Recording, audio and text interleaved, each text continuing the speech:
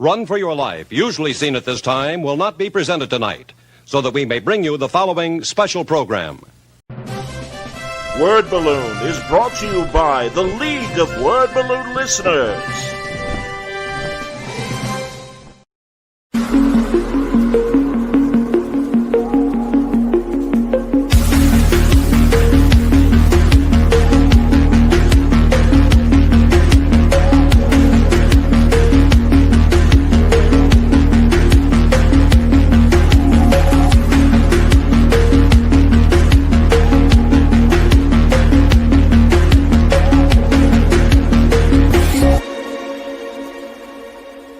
If you're here at Word Balloon, it's because you like comics, creators, conversation, pop culture subjects. Would you consider joining the League of Word Balloon Listeners? Patreon.com/wordballoon. For just $3 a month or more, you'll get exclusive access to the Word Balloon e-magazine, featuring transcriptions of some of my best conversations. When you subscribe, you'll also be part of the Word Balloon Book Club, where Brian Michael Bendis and I will pick a comic every month to review and discuss live with the League on this show. Join the League today, patreon.com/wordballoon. Thank you always for your support, League of Word Balloon listeners.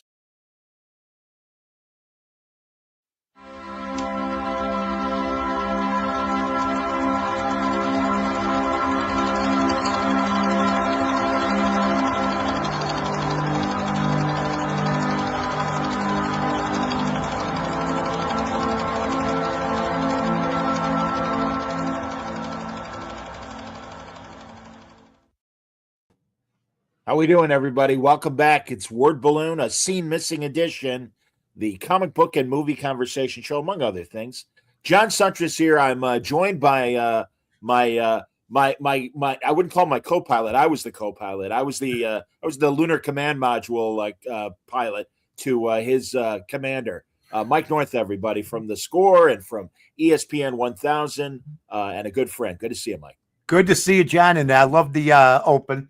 I loved us as gangsters. I felt a little film noirish, if you will, with that. So it's absolutely outstanding. You know, we love movies. We love to do the things that we do. We had a lot of interest besides, you know, the sports talk that we did over the years. We talked about, I'd say mostly half of our conversation, if not more, were about movies and about actors and comedians and stuff that you have here. So I'm looking forward to it. Absolutely, man. Here, yeah, baby. I've cast us as Pat O'Brien and Jimmy Cagney. Look, there we are, the Sports Talk Radio Wars. Yeah, well, James Cagney, one of the great actors. Pat O'Brien, I'm not a big fan of, although he did nail a couple of movies like Newt Rockney, All-American. They couldn't have picked a better guy. Some roles were generic roles where he played the detective in charge of finding so-and-so. He was best friends with James Cagney and through some of the wildest parties in Hollywood history, from what I understand. He liked the party. They had an Irish brigade of actors back then, led by Cagney and him. So it's fascinating to see how you'll like certain actors in some things, and then the same actors you'll say, I don't feel like watching this. But that's the way it was back then, because even Cagney made some stinkers that he didn't want to make.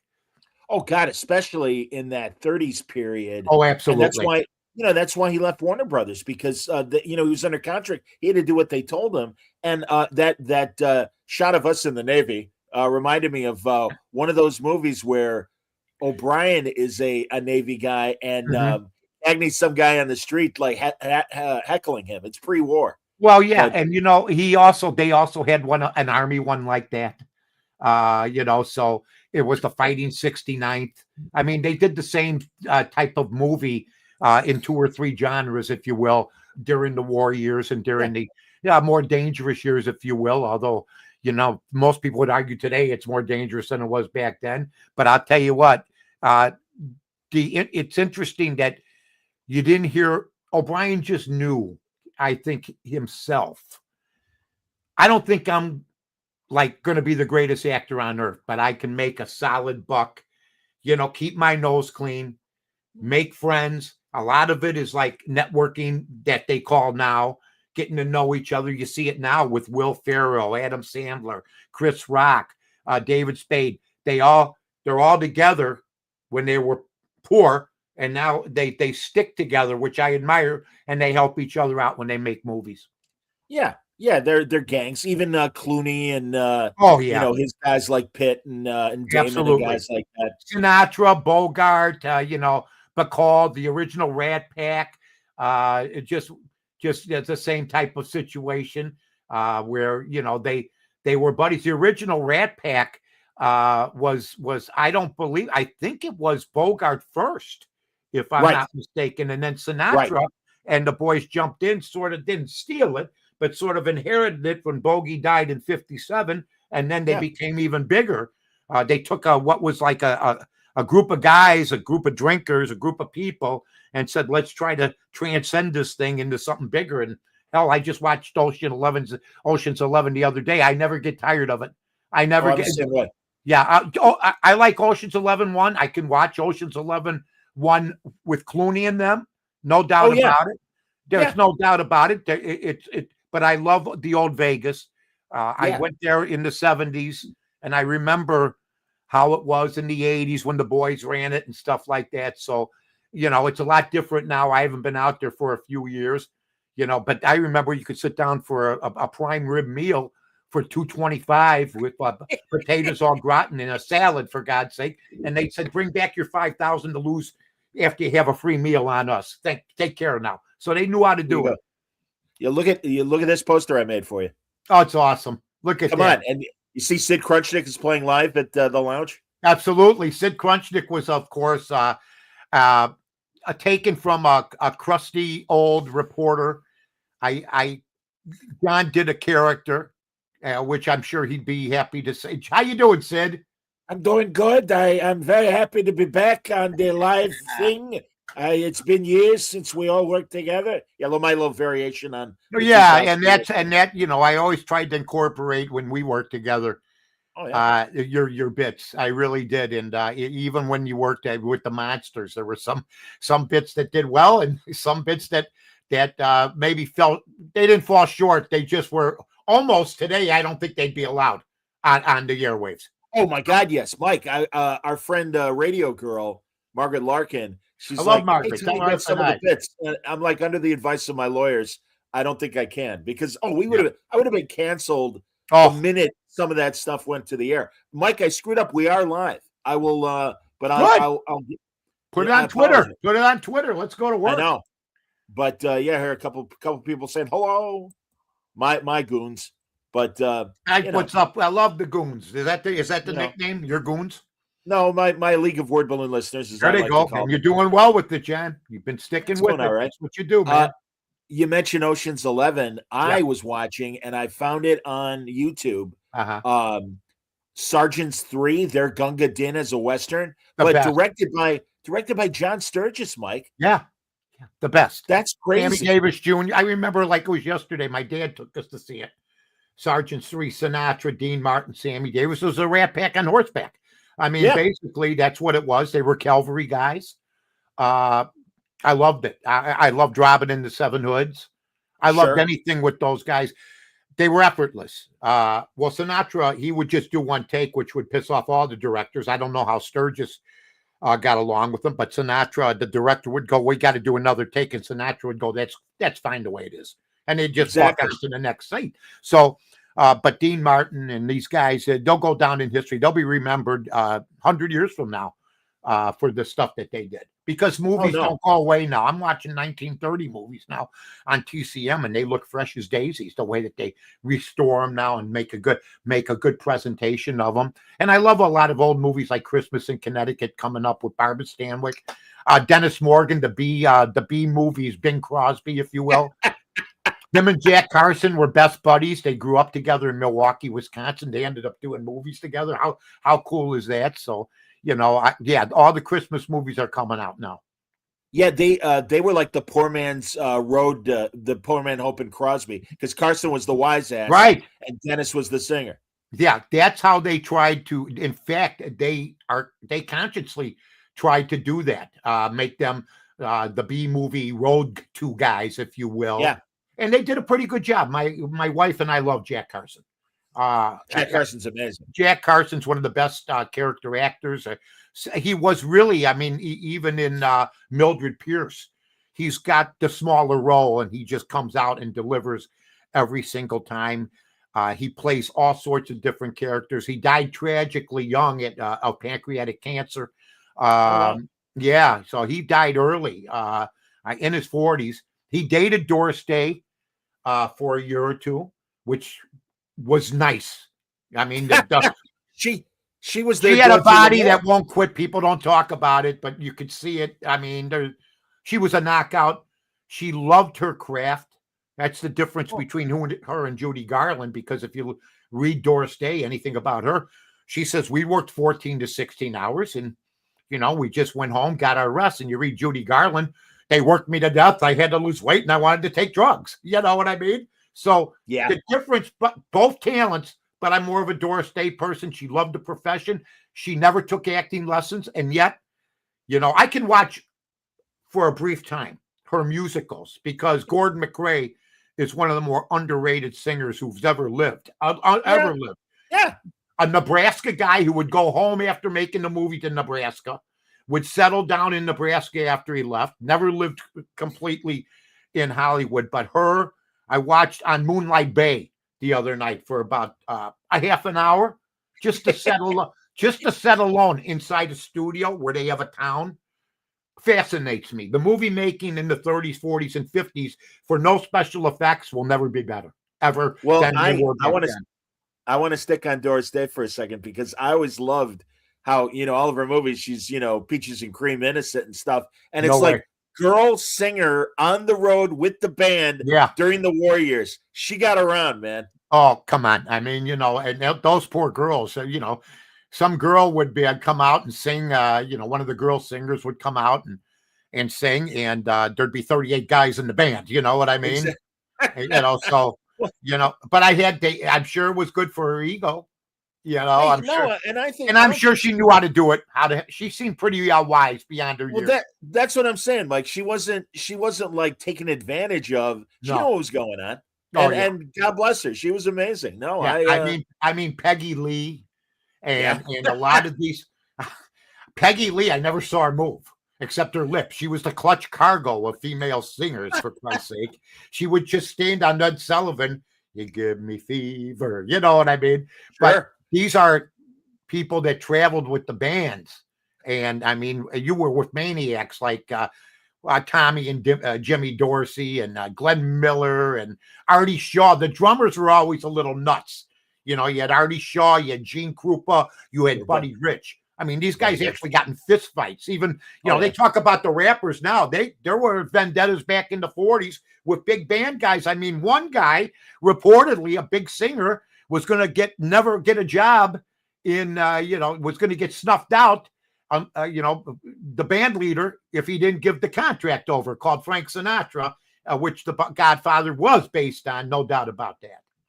No, I hear you, man. The Peggy Lee, I like her in a Jack Webb movie, Pete Kelly's Blues, about the Prohibition years. Oh yeah, I like Pete Kelly's Blues. Pete Kelly's Blues is Dragnet in just another genre. It's Jack Webb knew my way in is to do something different, and I'll narrate even some of the movies I'm in. So very smart guy. Dragnet. I mean, there was something about Dragnet. There was hardly ever any action. It was two just regular detectives driving around, but the characters were so solid. Ben Alexander and of course Jack Webb. These two guys, even before Harry Morgan, they just knew how to do it. I thought Dragnet originally, before Harry Morgan came on, was better. Yes. No doubt about that. I thought they had better chemistry and everything, but Harry Morgan did a good job also.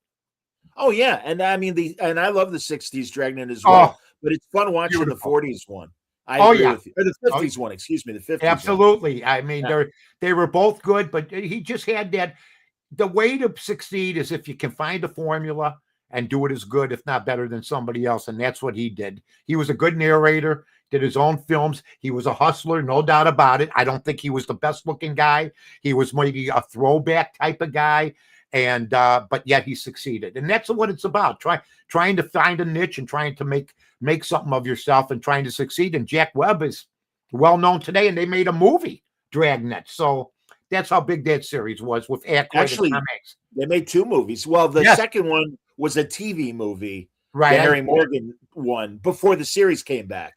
Yeah, I don't So- remember that one, but I do remember the show with Aykroyd and Hanks. They tried to pull Oh, it off. sure. The 80s They one. tried Yeah. to pull it off. I'm sure it didn't work out for me.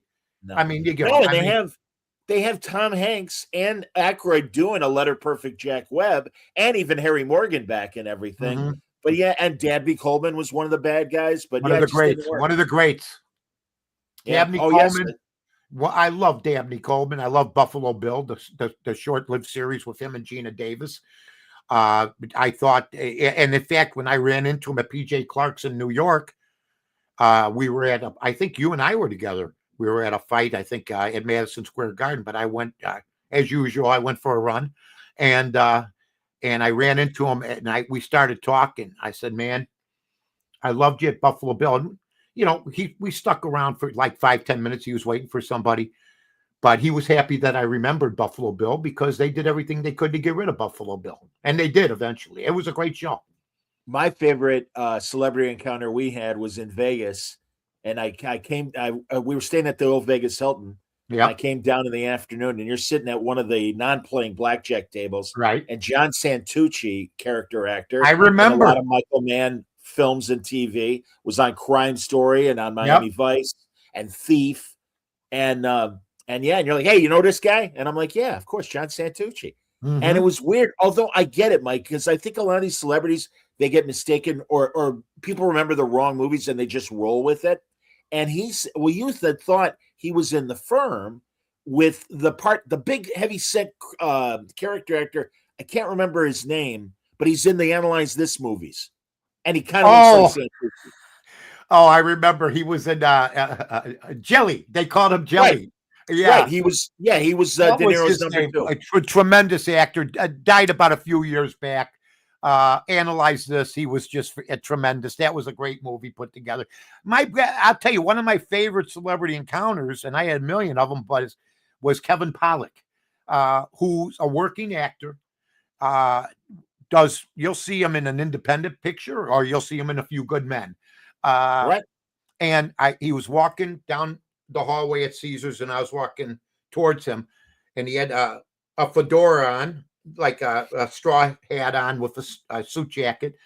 And I walked by him, and I went, Kevin Pollak, hey, how you doing, man? And then we just kept on walking, just a natural guy. And then I got to interview him later on, and he was. I love guys like that. A tremendous actor in Grumpy Old Men, in A Few Good Men. Anything he acts in, he's very, very good in. Very good in.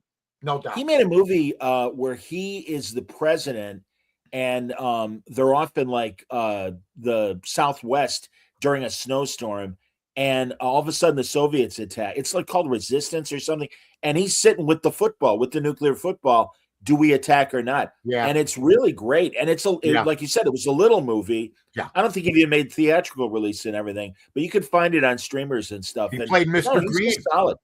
In Casino. He played the president, the fake president of the Tangiers, and he was great in that. I mean, anything he gets, he just goes to work on. All right, I got some old time. I love when you have old time things. All right, old time character actors, because we're going through good character actors. Absolutely. Right now. All right, Eugene Pallette, yay or nay? I love Eugene Pallette as, and you know what's great about me and Shaky? You'll get with other people, you can name these guys off, and they got to look them up on Wikipedia. Yeah, all over their head completely. I mean, and Eugene Pallette as Friar Tuck in Robin Hood was one of the great roles. In fact, one of the great casting achievements is Robin Hood, with Errol Flynn, Alan Hale Sr., Eugene Pallette, Basil Rathbone, Olivia de Havilland. You can't. My God, who was the great Claude Rains? Are you kidding me? Oh yeah, he's the. There were like 2 or 3 great character actors in one movie in Robin Hood. Oh, he's Prince John. Eugene Pallette, I give him a B+. He played in some gangster movies also, played a heavy and stuff like that. He's good in Mr. Smith Goes to Washington as one of the Fabulous. political fixers.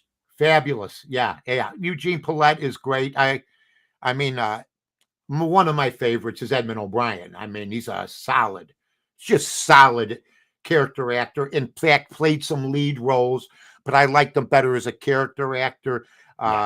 Just the movie White Heat. He's in White Heat with James Cagney as the FBI undercover agent in the prison there. Liberty Valance. Liberty Valance. He's unbelievable as the publisher in Liberty Valance. I mean, the newspaper. Yeah. He's and 7 days in May. 7 days in May, Mike. 7 days in May is as basically the guy that represents the government trying to find out what's going on behind the scenes at the nuclear site or whatever they were doing. Yeah, so he's a military base. Just a tremendous, one of my favorite people.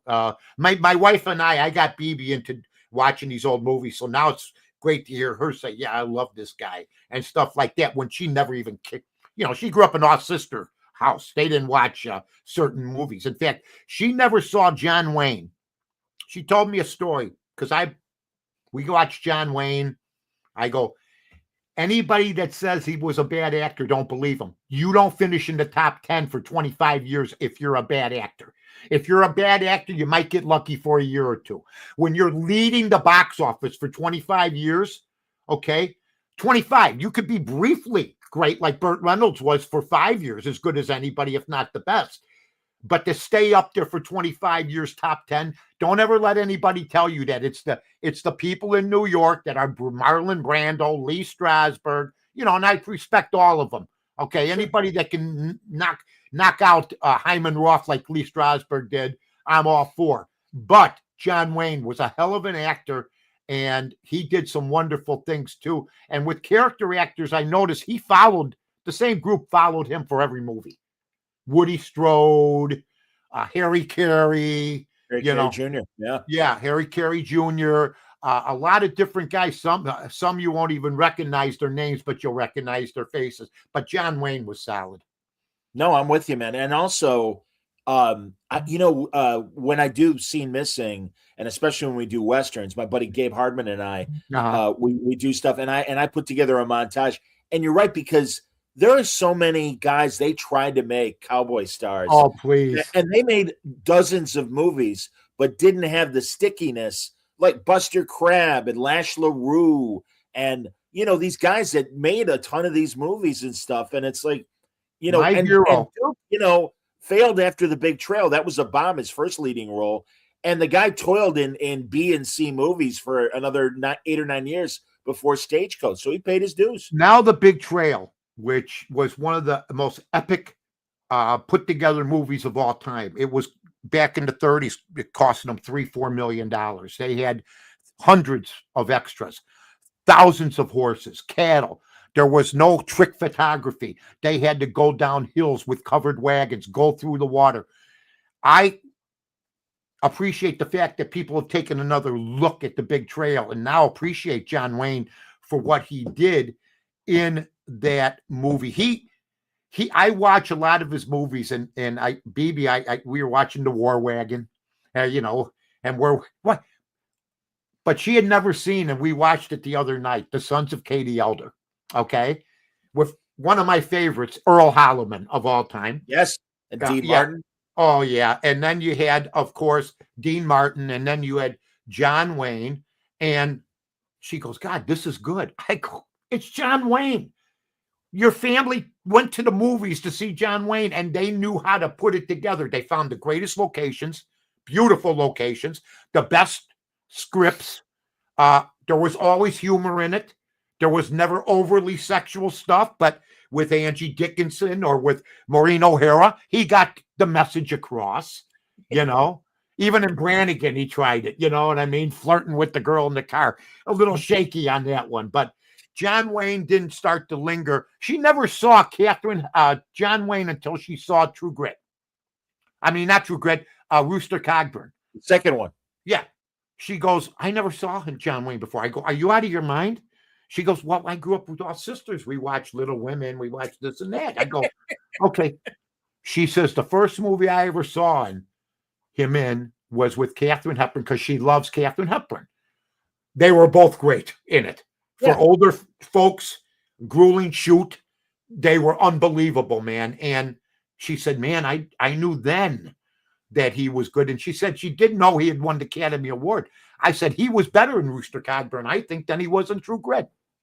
Well, it's kind of a He Western. was sadder and uglier.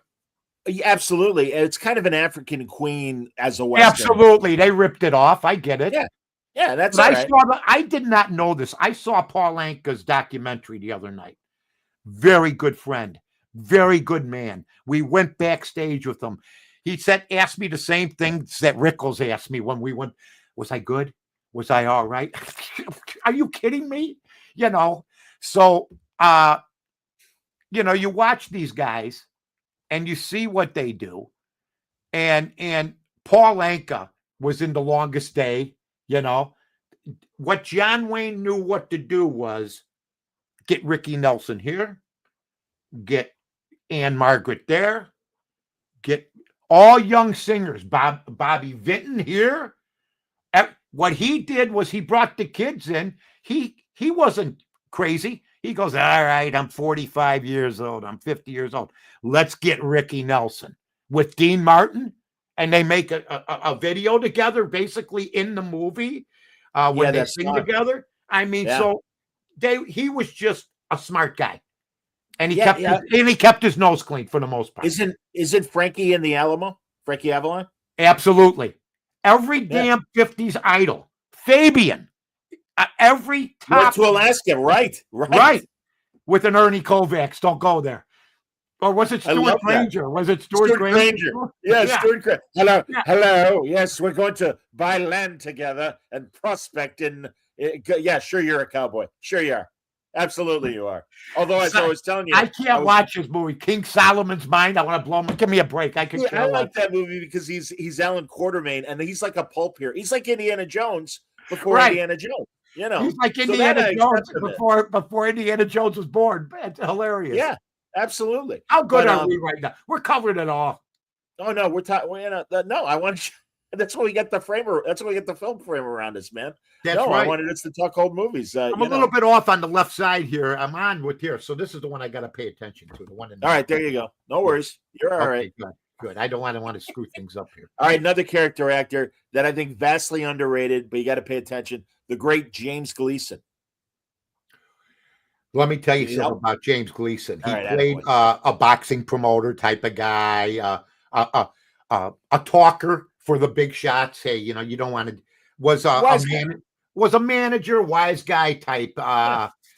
Was almost like a Ted. Who was the guy that discovered a Ted Healy type? James Gleason, Ted Healy. I mean, skinny, bald. But he was. I don't have him in my top 5.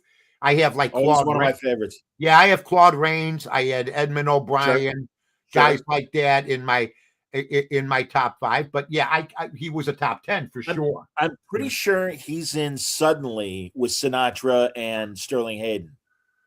What a movie that is. In fact, I think he plays the father, if I'm not mistaken. Right.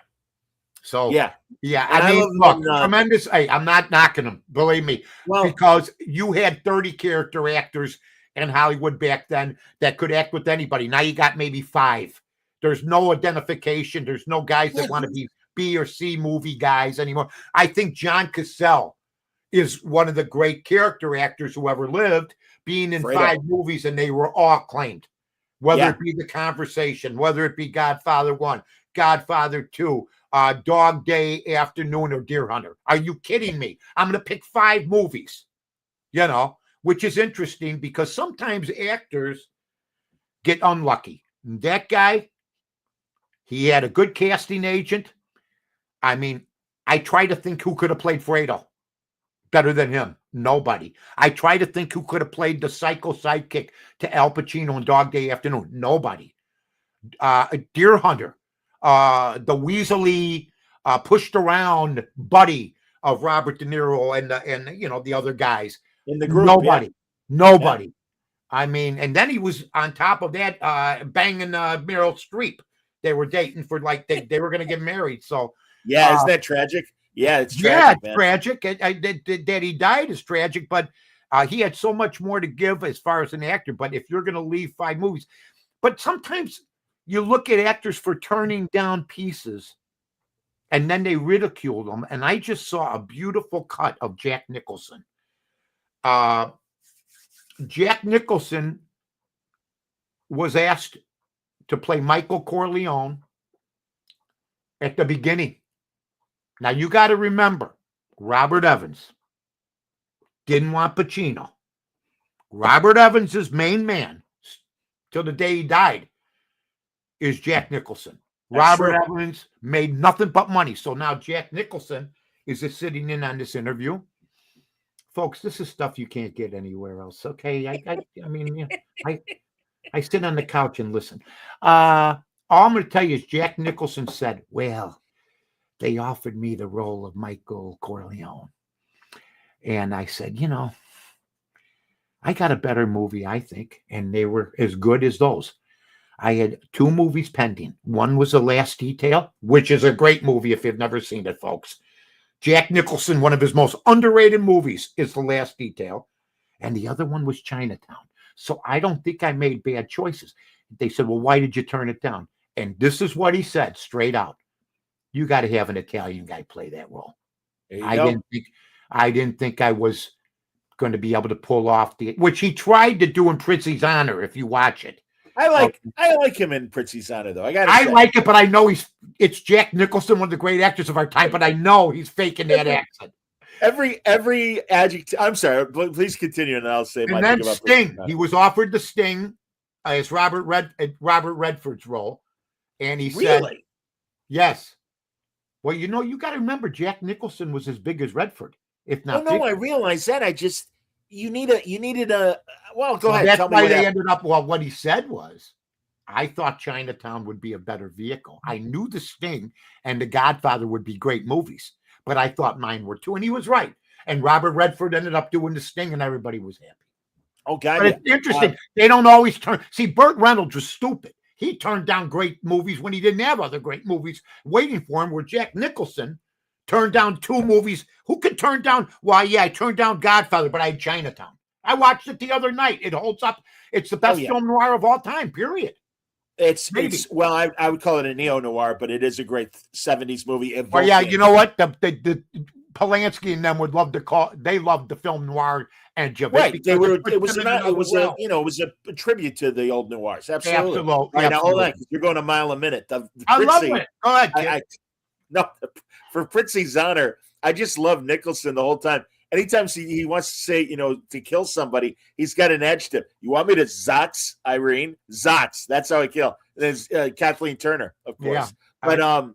But also and I love the Sting. Sting's amazing. I love that. Me and BB went on our first date and we saw it. It's our favorite movie, and it holds up to this day. And Paul Newman and Redford were better together than they were in Butch Cassidy and the Sundance Kid. Different genre. I thought Redford was still green.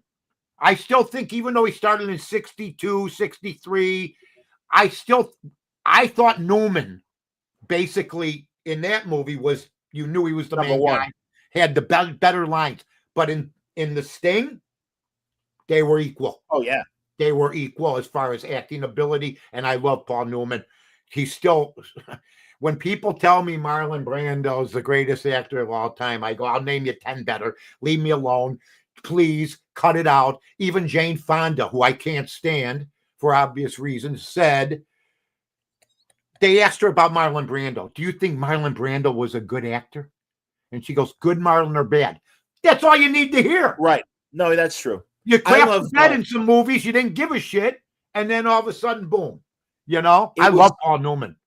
It was great discovering Brando and David Niven did the original Dirty Rotten Scoundrels with Shirley Jones as bedtime story. Oh, Shirley Jones, a weird movie for Brando. He does fine in it, but no, you're right. There is good Brando and there's bad Brando. And Christopher Reeves has nothing good to say. If you ever, he's gone. Oh now. God, yes, I've seen that. It's on Letterman. Yeah, it's on Letterman. He said, "What a piece of you know what." So Yeah, I was never a Brando guy. He was pushed by the New York media, and that's fine. I love Brando. He's from Libertyville, Illinois, for God's sake. Lived on a farm there. So I still like him in The Wild Ones. I like him in Sure. Godfather. I Sure. like him in a couple of other movies. But my God, the body of work. I liked him in The Freshman, but he had to play. I was gonna say, yeah, man. But I put him up against guys like Paul Newman. I mean, really, he could have played in the 50s, Marlon Brando, if you Cat on a Hot Tin Roof instead of Paul Newman. Well, sure he could have. Sure he could have. And for some reason, Newman, after James Dean died, Newman was really the second guy. He was going to be the second guy in Hollywood. In fact, Somebody Up There Likes Me, okay, the movie about the great boxer Rocky Graziano, that was originally a James Dean vehicle. And then he gets killed. Okay, right after they've done almost finished Giant, which they had to get Nick Adams to play him from a distance. And I love watching it, how they figured it in. Yeah. But Dean was supposed to play that role. It was a good role. Paul Newman, I got to give him credit. Knocked it down. I thought he knocked it down. He was in shape, ready to go, period. And that absolutely. I'm with you. you. And much like we were saying about Cazale, obviously Dean only had the 4 movies, but they were all great movies, or interesting movies at the very least. Oh yeah. I mean, well, here I've always looked at it this way. I watch his movies, East of Eden and Rebel Without a Cause and Giant. I go, I like Giant, but I like Giant a lot. But my argument is, if Richard Gere, who I think at a young age was as accomplished as James Dean, believe me, and as good looking, and he was channeling Dean, Officer and a Gentleman, Breathless, sure. and American Gigolo, and if Sure. he gets in a car accident, Richard Gere is considered. Yeah, Like, wow, oh my God, this guy just died. He did these 3 or 4 movies. I know you like this guy, Mike, and I was saying he was the 21st century James Dean, Chadwick Boseman. Yeah. Who, Jackie Robinson absolutely. And Black Panther. Yeah, I like James him. Brown, his Get Up, his James Brown movie. I think amazing. I always thought, I think it's important for certain actors to get away after you do a couple bios. Do other types of work. He did the Black Panther. He took it to the next level. But he does the 2 bios, Jackie Robinson, James Brown. You knocked it down. Don't do any more bios for a while. But he's gone. I mean, but you know what I'm saying. But there could have been 2 more different people to do biography movies about. I agree. That's called range, and that's why he's. That's what I'm saying, man. And Chaz Palminteri told me, I go, Chaz, how did you and Nick Nolte? I love Mulholland Drive, or when Mulholland Falls, or Mulholland Falls with Nolte, Palminteri, my good friend Michael Madsen. I love buddy Bill Peterson. Yeah. Buddy Bill Peterson. Oh, and Melanie Griffith, as good as they come, right? And I asked him, I go, when they have the argument, him and Nolte, in the after Nolte gets mad because he's got to tell Chaz that he messed around with the dead girl, which was Jennifer Connelly. Yes. And what's wrong, Max? Come on, talk to me. The acting between them. And I go, how did you guys pull that off? He goes, we're professionals. That's what he said. We're professionals. And when you see that, I mean, they take their craft serious. I'd love to see Chaz do more stuff. He hasn't done stuff but another guy, Bullets Over Broadway. I love that movie. That's a great Woody movie, yeah. Oh, one of the great Woody Allen movies of all time, I mean, just a lot of if it wasn't for movies, man, I mean, everybody thinks, I love sports, believe me, but movies too. I mean, and what's great about the old movies, because of TCM, these people live forever, man. You don't think they've been dirt napping for 50 years. I look up some of these people. I look up some of these people, and some of them just died in 2015, and they were making movies in the 60s and 70s. So it's amazing. It really is.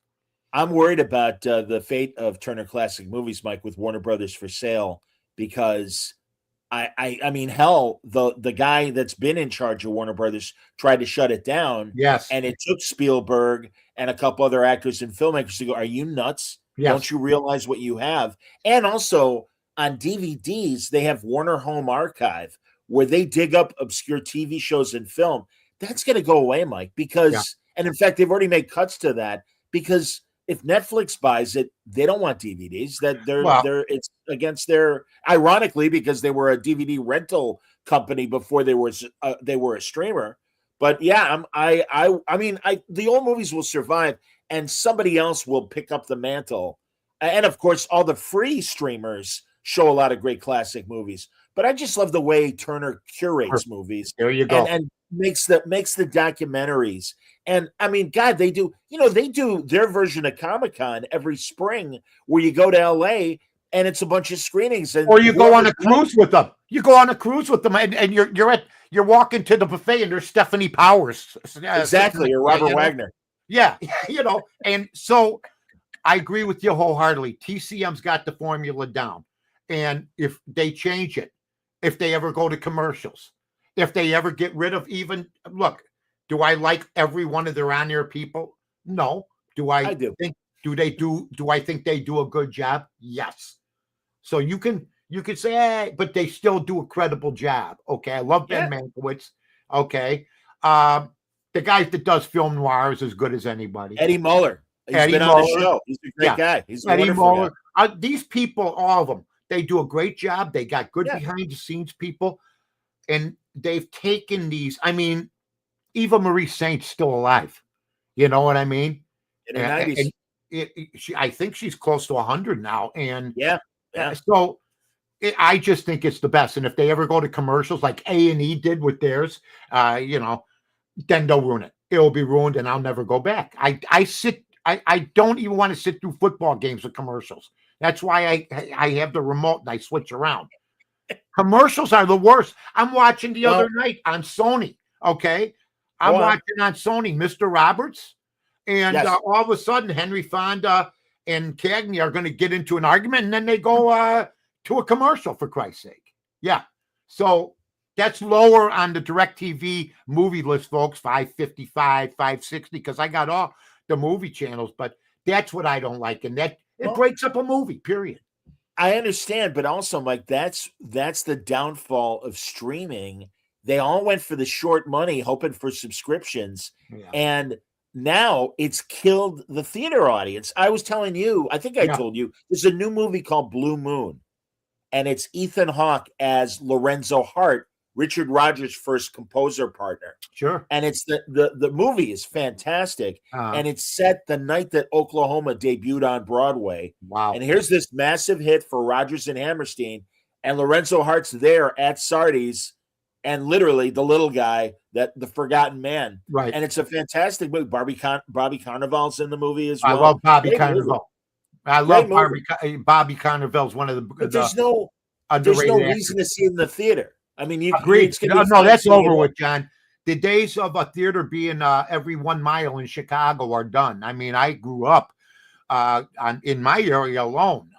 The Uptown Theater, the Riviera Theater, Granada, if I wanted to go the other way down on Broadway, talking Chicago for the folks out of town. Sorry about that. But I went back, 64, I can remember 65, daytime summer matinees at the Uptown Theater. I went to see Girl Happy with Elvis and Shelley Fabares, took the bus myself and went down there and sat in the movie theater because I loved Elvis, and I loved Shelley Fabares, still do. So those were magic times. Those times are gone. And Netflix and all these people, and I do like them. I go to some of their movies. I see a lot of their comedy things. I saw the Eddie Murphy thing on Netflix. I saw John Candy on Amazon. I just watched Sebastian Maniscalco on Hulu. That's what I like those things for, the documentaries and the comic specials. I'm with you. Yeah. Old movie theater in Chicago, the Patio on Irving. Oh, yeah. And my distant cousins owned it. Wow. And my dad had his pizzeria at Irving and Austin, where Giordano's is now. Sure. And we would visit my dad, and then my aunt would take me to the Patio because she knew the owners were relatives. Yeah. and they'd let us in. And that's, as you remember, because I'm a little younger, but not much. But this is when people would walk in the middle of a movie, and it wasn't a big deal. They did it all the time. And they'd wait for the second movie to play or something like that. Yeah, the Portage Theater. Sure. There were just all sorts of great movies. There's State Lake, the Oriental, when you could say of course, the Great Oriental, Fine Arts. Yeah. I mean, just tremendous. Those days are gone. I mean, a lot of my mom tells me all the time, she's 96. She goes, God bless her. Things aren't what they used to be. I go, things aren't what they were last year. I go, I understand. My God. 1 minute you're going in for a place for coffee. They go, see you next week. And then the next week you come in and the place is flat. They're building a new joint. You never see them again. Yep. So it's funny that way. Things have changed. Corporate America has changed things more than any entity and anything that you want to talk about. Whether it be, Jack Warner wasn't corporate. Warner Brothers were brothers, although Jack Warner screwed his family. But big time.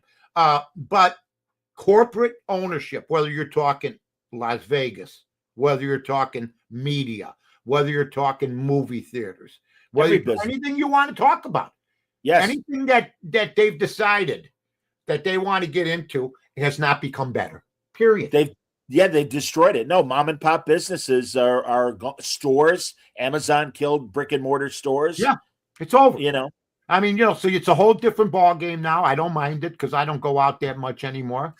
I mean, I just think that, you see, I mean, out here they build a Walmart where I live now, and everybody acts like Disneyland's opening. So, I mean, it's a big thing now. So that, they essentially, but I used to have a hot dog. My hot dog stands I always took the overflow from McDonald's, but it still hurt me to see my food 10 times better. And they have a drive-through. We didn't have drive-throughs. We had 3 joints, and we built them all by McDonald's. I figured, hey, if they did the survey and they said this was a busy area, let's find a storefront, because then we'll know, and then we'll serve different food. And we did fabulous. But it bothered when I saw 7 people in my place and 20 people in their place eating that garbage. Okay. I said, wow, we had homemade stuff and everything else. So you can't battle the conglomerates. You just can't. You got to just do the best you can and figure it out. No, I'm with you, man. Absolutely. Yeah. How about, did you ever encounter George Hamilton? No, I thought that I give him credit, though.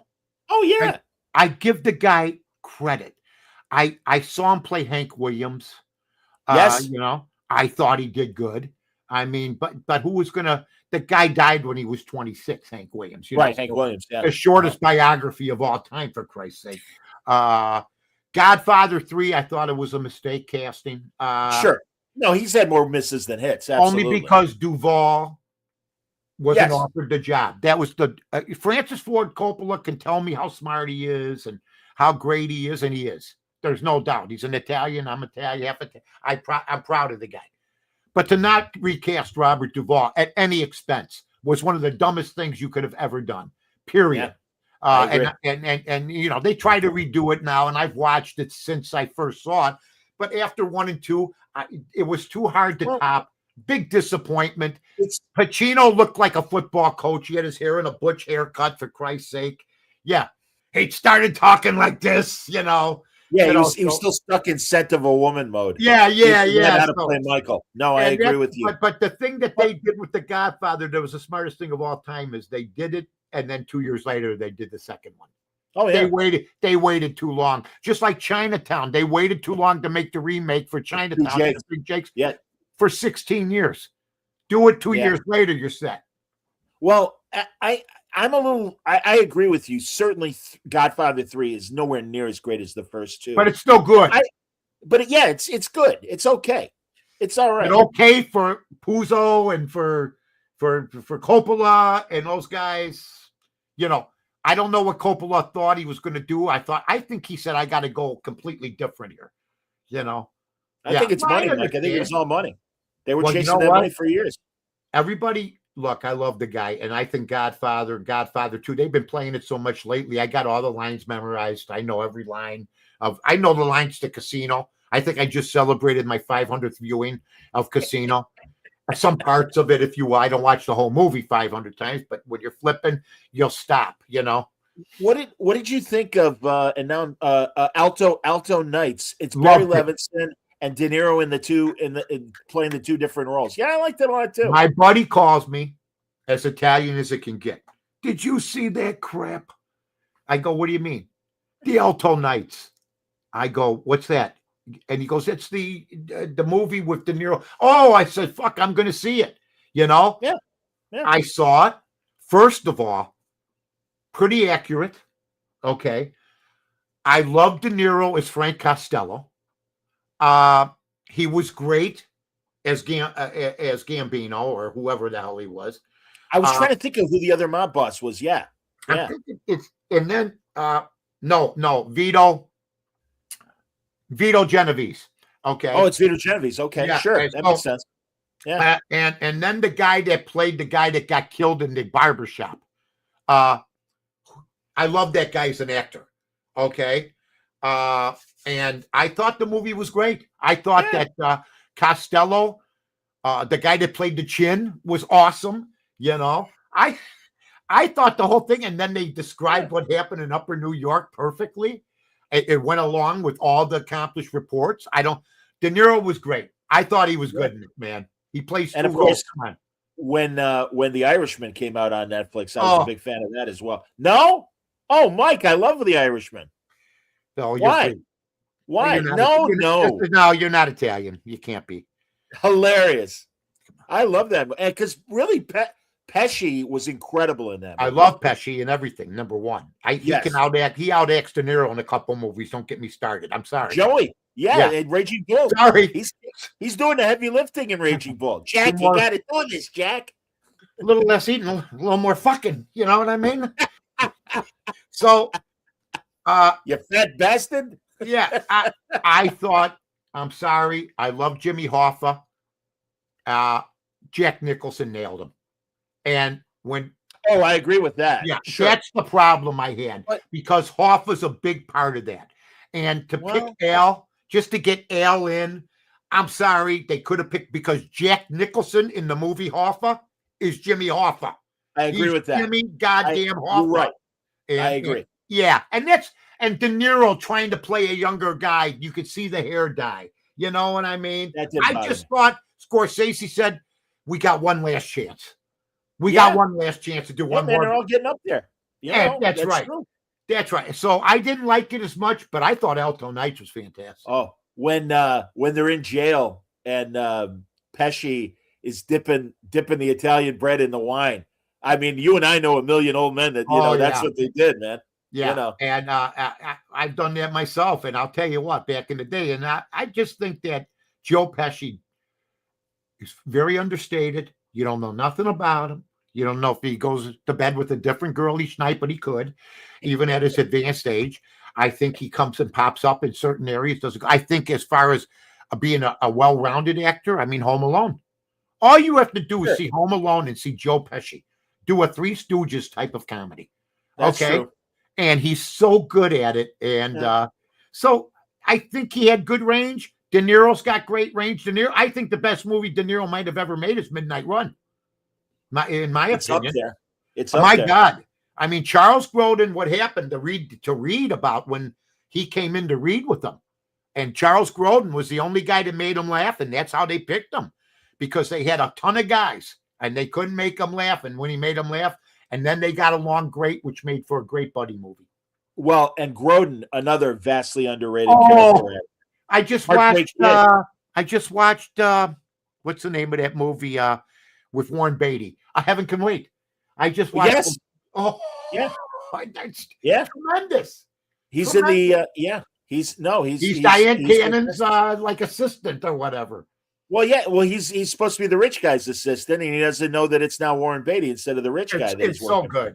for. Oh, And yeah. James, Well, again, going back to I'm such a sicko now. I read on these guys. James Mason. Have you ever read about him? yes. Hello, Joe. Yes. One of the weirdest guys ever. Doesn't talk to nobody. Walks around very sullen. Was a very depressed guy all the time. I mean, I read about this guy, and then I see him on the screen, and he's tremendous. Just absolutely. Oh my God. One of the no, few I'm English a- actors. One of the few English actors I like. I mean, well, really. back to him and Newman in The Verdict as the two lawyers. Come on, Oh, tremendous. And come on. yeah, I mean, he And of is course, North by Northwest. Hello, Mr. Lolita. Kaplan. North by Northwest, Lolita. I mean, he's in a Hello, lot Lolita. of and, I'm and looking at Sue.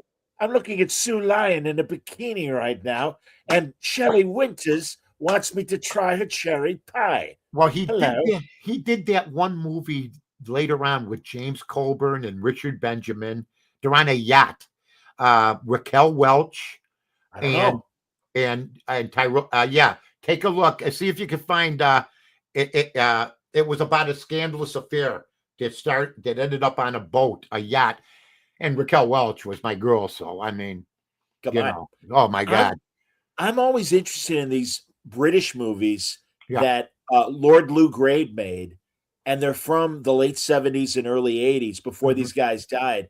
And Mhm. they're all like, there's, this is David Niven and Roger Moore when he's not playing James Bond. Roger Moore, And, terrific. or like the sequel to Guns of Navarone, Force 10 from Navarone. No, I agree, Mike. They're not great movies, but it's interesting watching these guys when they're old men. The Wild Geese, where they're all old guys getting together for a war operation. Right. I just watched the Roger Moore doc, and that he got Maverick is a miracle.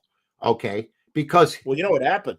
well, they had trouble. First of all, they didn't like the writing after season 3 or 4. Garner got tired of filming the whole thing every. Well, he was getting shit money. That's the problem. That's and they why were he throwing left. him around. He was doing a lot of his own stunts back then. And I watched the first and second episodes now, and the third seasons. The writing is impeccable. Then they brought him in, Jack Kelly, who me and B didn't like at the beginning when we started watching Maverick. Grew on us. Absolutely, I agree with Yeah, you. great. The two of them were great together, and you can find Jack Kelly in other in other parts, and Forbidden he's a very Planet. accomplished actor, Yeah. right? Very accomplished. But Yeah. then he says, "Well, they paid me enough. I wanted to." He was a playboy, Roger Moore, back then. He had two. There's a documentary on him, folks. If you can find it, check it out. Roger Moore, just tremendous. Well, as I understood it, Mhm. he had been under contract for Warner's, and he wanted out, so he agreed to do those 9 or 10 episodes of the 4th season of Maverick. He gets out, and then he goes to London and he starts doing The Saint, and he That owned was part of The Saint.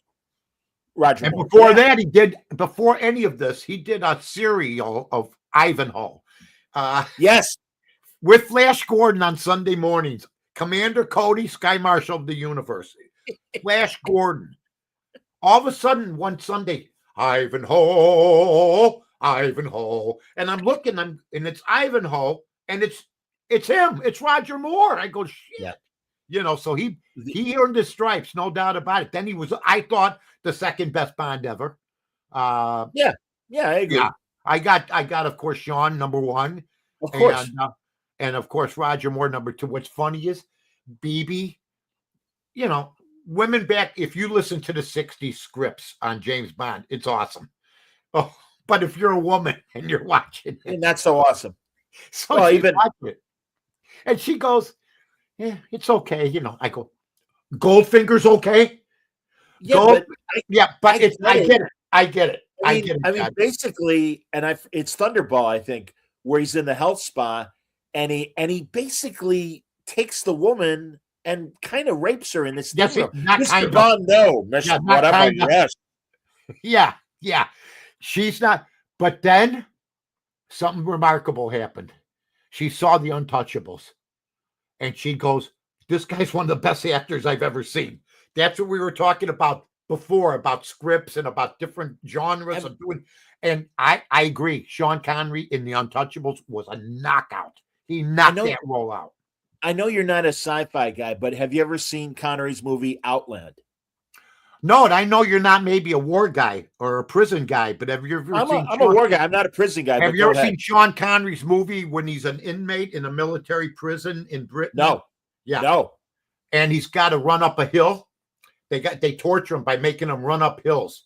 You can maybe look it up. I don't remember the name of it, but Is it Don, are you do you think we're talking about The Last of Oh, Sheila? Is that it? Well, The Last of Sheila is the movie that Raquel Welch was in with James Oh. Coburn in them. Oh, That okay. was All it's a crap movie, but Raquel's in it. You know, Diane Cannon's in it. James Coburn, who to me was every bit as good as Steve McQueen. I get Oh, in this yeah. argument all the time. I go, Steve McQueen couldn't act. Steve McQueen was You know- cool. What was cool about him? You know, Yeah. I mean, Oh, no, I James like Coburn is in like Flint was cooler than anything Steve McQueen ever did. Sorry, you know. Well, I mentioning those guys. Yeah. I've been watching a lot of British TV from the '60s, and Donald Sutherland before Clute and before Kelly's Heroes is in a lot. And the of Great these Train films. Robbery, and the Great Train Robbery too. Yep. Now I'm a big Donald fan. Sutherland never got nominated for an Oscar, I believe. If that's I think you're right. Two guys that were overlooked in my lifetime. Well, not the one guy made the movie before my lifetime. Errol Flynn, who I thought made 2-3 really good movies. I thought Wayne deserved more than one a nomination, making all the movies he made. Should have won more Oscars. He got some nominations. But Donald Sutherland, tremendous actor, and overlooked. He was great in The Great Train Robbery with Sean Connery. They were great together. He was great even in the little stuff like Animal House, you know? Oh, 100%. I Yeah. agree. Yeah. No question. And his Deep Throat. Yep. Mentioning James Coburn, my high school I love buddy, Jim True Frost, played with Coburn, Nolte, and himself. It was called Affliction. Affliction is a very He's the hard son. movie for me to watch. He's the grandson in that movie, my buddy Yeah. Jim. Well, you tell him that movie's tremendous. James he's- Coburn finally got what he does. He was so good in that, but Yeah. the movie is so dark. And if you were ever abused as a kid by your parents, you won't want you could watch this and say, yeah, this guy might have had it worse off than me. You know what I mean? Because Nick Nolte was great. You know, Nick Nolte had stones. He did movies like, to do Prince of Tides, you know, as Nick Nolte, to play the opposite role in Cape Fear. When he could have played the Robert Mitchum role, he played the Gregory and sold it. Okay, that's how great an actor I think Nick Nolte is. I love him in almost everything that he does. You know, he's let himself go, John. I didn't want to tell you that, but Nick Nolte, he's let himself. You know, and 48 Hours, he's tremendous in with Eddie. I mean, they're tremendous. No, I was going to say, I'm talking about movies with tough subjects. Connery came back to do Diamonds Are Forever if they let him make that movie The Offense, which is about child murder and molestation. Yeah, I didn't see that. Oh, well, nobody did. And then really United Artists basically made it as all right, well, you know, you're coming back, you're saving Bond. And he's like, I want $2 million put in the Bank of Scotland because they're hurting and they need the finances. And you're going to let me make this movie. And they're like, all right. And, you know, it was a little low budget movie, but it's this intense police drama. Yeah, it was cool that Diamonds Are Forever, they got to age him. He didn't come through with the black toupee. He had the grayish toupee. He knew he was getting older. And then you see Cary Grant, who originally they say turned it down. Turned down James Bond. And maybe that was the right thing to do. But I watched him. One of my favorite movies of him is playing James Bond in Charade with Audrey Hepburn. Yeah, I think he's James Bond, and he shows you what he could have done maybe at a younger age had he done it once or twice. I love that. I always imitate him at that gunfight moment. Reggie, I beg you, I'm telling you the truth. You know, I love him in North by Northwest. Look, the guy I've grown to like him, but he wasn't in my type of guy growing up. He wasn't. You know, he wasn't my type of guy. But everybody, but the women love him. I mean, you know, you can't argue. You get in an argument about Cary Grant, you're in trouble. You're in trouble. If my wife, me and B talk about him, she loved him. But he could, you know, the only thing he couldn't do is tough guy, but funny in comedies, funny in romance movies, and that auction scene in North by Northwest when he's trying to avoid the killers. That's one of the funniest movies. Let me give you my synopsis of Cary Grant. Go ahead. Smooth, no doubt. Yeah. Good-looking guy. No Yeah. mark. Clean. No marks, clean. Always looks impeccably dressed. Even his father Goose. I've looked well, worse. they I know. dirty him up, and it's They still do. Cary Grant. You can't Cary even Grant. through the mud. Beagles, what's it? It's Cary Grant as a sailor. Well, Let's that's laugh. what it was, You The know Hill. what I'm saying? All right, So- Don corrected me. It's The Hill with Connery. Thank you. That's it. That's the one. The hill that he has to go up. The guy's fantastic. It showed all his athletic prowess. He was a big soccer player back in the day. Cary Grant. Cary Grant to me, when he did the movie with Tony Curtis, the submarine movie, Yeah, Operation Petticoat. or whatever. Yeah, that's what it was. When he did other movies, get rid of the English accent. You want to be considered an actor to me? Get rid of the English accent. You can't be a captain in a submarine, an American sub. Well, How you doing? No, you can't be Cary Grant in every movie. And that's what his failure was to me. That he was Cary Grant, and that was not a failure to him. And I don't blame him. He had the recipe down. There was nobody that could stay with him outside of being graceful, maybe Astaire, and Astaire was a different genre. yeah. But John, he had the English accent, and we've seen Australian actors like Russell Crowe and other people come here. Yeah, and they come in and they do the American accent. So that's what I've always had against them. Well, I respect that. To me, and you're right, and he obviously was born in England. It came off to me the way Katharine Hepburn's did in that what they call the Mid-Atlantic, rather. Rather. Well, she sounds like she's from England, and she grew up in Connecticut or something. You know? So, she never really changed either. But tremendous actress. There's, I'm a big Barbara Stanwyck fan. I used to like Betty Davis. Now I think Barbara Stanwyck's better. The more you watch these people and you try to drink them in of what they did. Betty Davis did dark movies. I'll stab you in the back when you're not looking movies. Sure. All About Eve is great, but Barbara Stanwyck, I think, had more range, and she was more pleasant, to be honest with you. Well, we just did Martha Ivers on our show. Okay. And she's so great in that movie. Yes, she is. She is. She's so good at what she does. Barbara Stanwyck's fantastic. Christmas in Connecticut is great. Sidney Greenstreet's in it. And if there's a dance scene there that you'll love, they're just laughing. They hide their laughter as they're doing it. It's sort of like one of those waltzes at the end of the movie, and it's fantastic. So Barbara Stanwyck and Double Indemnity, and she's just so good in all those stuff. I'm with you. The another movie where they break character and start laughing.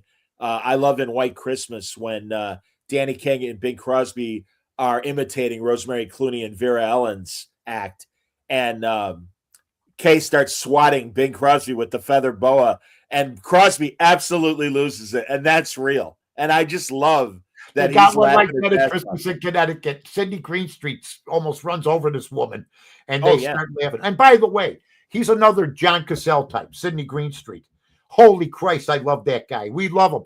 And the first 3 movies he made were all huge. Casablanca was it. He was in that. Maltese Falcon. The Maltese Falcon, Christmas in Connecticut. The guy he made like 10 movies, 10, 12 movies, and then died. So, he had lupus and all this shit. He didn't look like a very healthy guy. So, a big, heavy, sick guy. That's why he was big, heavy, but he had it down, and then, that's how he laughs. He always had to laugh. I like to talk to a man who likes to talk. Yes. Good stuff. Good stuff. Well, there you go, Mike. I wanted to bullshit about movies with you for an hour. Yeah. If we start talking boxing, it'd be another hour. We don't have to talk about boxing. No, well, it's gone. Jake Paul almost won it. Horrible. Did you enjoy Jake Paul getting his ass kicked by Josh? I did. Mike, I also think, all right, we'll talk a minute about boxing because it's all right. I think it was almost by design where he's a smart marketer, Jake Paul. And he knows Joshua. Yeah. Well, he's enough of a marketer that he knows he's got his fans, but he also has people that wanted to see Mike Tyson destroy him. So he was willing to take a beating at the hands of Anthony Joshua because he knew that a lot of us were happy to watch him get the hell kicked out of him. And everybody now knows, whether you like him or not, who Anthony Joshua is. And Anthony Joshua, that punch, that had bad intentions, folks. Bad. And if Tyson wanted to and didn't want, I lost respect for Mike. I'm sorry. I wouldn't tell him that to his face. You can't fix a fight. Come on. I kind of think it was more performance than actual sport. Yeah. Because he killed Jake Paul. I don't care how old he is now. Mike Tyson would kill Jake Paul. Trust me. Marciano, before the plane crash, would have killed Jake Paul. Trust me. Lennox Lewis with his beard looking like Grady would have killed Jake Paul. Trust me. Well, again, I know of real accounts where Jack Dempsey in his late 70s stopped 2 muggers. And Billy Conn in his 70s stopped a robbery from happening. Oh, yeah, I read about that. They never lose their punch. Never lose their punch. There's no doubt Tyson would have killed if he wanted to Jake Paul. He held back. If you're on the street, Jake Paul lasts 30 seconds because then you can throw everything in. But he got what he wanted, even through he's going to be eating Christmas dinner through a straw, busting his jaw the way it did. Got his ass kicked. It was great. But he has 2 highlight punches that now moving forward, and I think he will continue to fight, that they will put on his highlight reel of him throwing overhand rights and clocking a former heavyweight champion that's still close enough to his prime that it looks good. It's 1 punch, but that's all you need for a promo. That's all you need. Right. I'm not saying I would. To me, you're right. It's entertainment. The boxing game needs. We've always talked. I need somebody to run it. I don't care. Yeah, when the boys ran it in the 40s and 50s, it was a well-run sport. Period. Our friend Butch used to say the same thing. The mob ran boxing better than you know what? Everything the mob ran, Vegas, okay, the fights, everything the mob has done well, and then other people take it over, and they screw it up. Yeah. Period. End of story. That's it. Vegas, absolutely. You know, my favorite story about the mob is the jukebox business.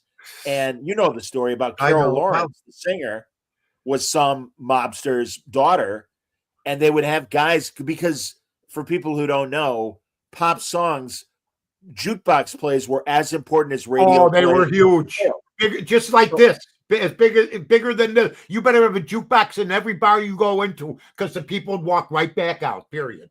Right, and they would hire guys to go into restaurants and bars. And literally with a roll of quarters and play Carol Lawrence records to keep her popular. And they kind of helped her career. Yeah, I don't understand. You see the boys now, they're fixing poker games. First of all, I just want to say on behalf of my heritage, it's great to have the 5 families back.